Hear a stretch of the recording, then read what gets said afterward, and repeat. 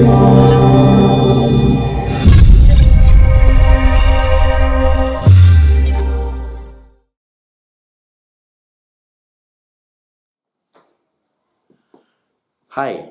this is your coach Ashish Sehgal, and today in the series of how to become excellent coaches, we'll be focusing on a topic called listening and probing skills.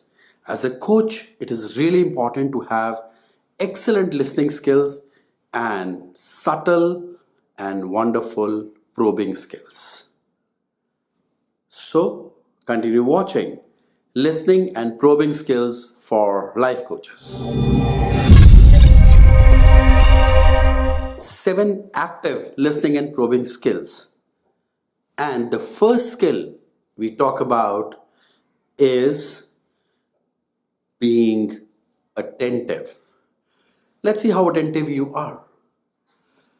The first skill is about being attentive. And when you're sitting with your client, keep your 100% focus, 100% attention on the client, what the client is saying. Keep your ears and eyes completely focused on the client. Get as much information as you get. And at this time, avoid making meaning immediately. Simply attentively listen what the client is saying. Also, being an NLP expert, you keep calibrating what's happening. Calibrate the non-verbal things that is going on. Calibrate the smiles. Calibrate the frowns. Calibrate body language. And listen really attentively. And once you have done so, we move to the second most important skill. And this skill is really valuable in order to become a wonderful life coach. And this skill is about asking open-ended questions. Yes, you have to ask open-ended questions. If you've gone through NLP, remember how we ask clean questions. Questions that are really open-ended. Like if the client says, I'm not feeling good, a closed-end question would be, are you having a headache? Something like that. But an open question would be, tell me more about it. Is there something else about it? Now this question creates space for the client to tell more, which is going to help you calibrate the client better, listen and collect more and more information. And the third one, once you have asked open-ended question, slowly, subtly move into asking probing questions. Now this is the time when you get probing in a subtle way. Your questions would be, tell me more about it. What is there about it? Is there something else that you'd like to share? And more. Any information that client shares with you, ask for more till the client gets into a zone where he starts repeating things. And that is where you've reached a deeper level with your excellent probing skills. Remember, all through your open-ended questions and probing questions, never ever put your ideas to them. Never assume. Simply listen. Ask, get information, listen. Some of you can really make notes also when you're starting.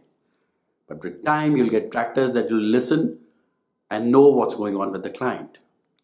And once you've been attentive, you've asked open-ended questions, and you've asked probing questions and got a lot of information, it's time to move to the fourth most important skill, which is request clarifications.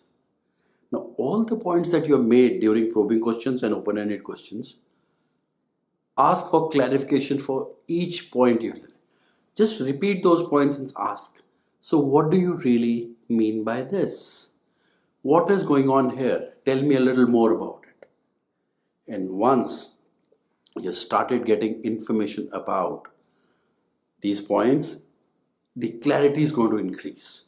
and you will have a lot of clarity with your questions. This happens when you ask for clarifications. You have to request clarifications. By this time, a lot of information would have been with you. Now it is the time to start the paraphrasing, which is again a very important skill. Now, this skill is about taking their information and paraphrasing it into your words towards the direction of what they want. Now, before going to this, you would have asked them what do they want and what is their outcome. Now start paraphrasing the same towards the outcome. Start making meaning of it, a meaning that is useful for your clients. And that is where paraphrasing comes into picture. And along with that, you have to start reflecting your feelings. Not the feelings which you have in your head, but the feelings that are most useful for the client at this point of time. And when you reflect these feelings, your client is going to give you more information, which is going to be useful. The client might really vent out or simply speak. And when you're making meaning out of it, the client is going to move into a direction which is useful for him. That is how we do it. And once we have done this, we move to the last important skill in coaching, which is, yes, summarizing. So before the end of any listening and probing session, when you've asked all this, and the minute you end it then, please go and summarize the meanings. If possible, give the action points. And that is how you go through these 7 wonderful listening and probing skills to help your clients get a lot of clarity in life. This is a part of our NLP and life coaching follow-up programs. And happy learning. If you want to learn more about NLP and life coaching, visit nlpauthority.com and sign up for the course. Thank you. This is your coach Ashish Sehgal signing off.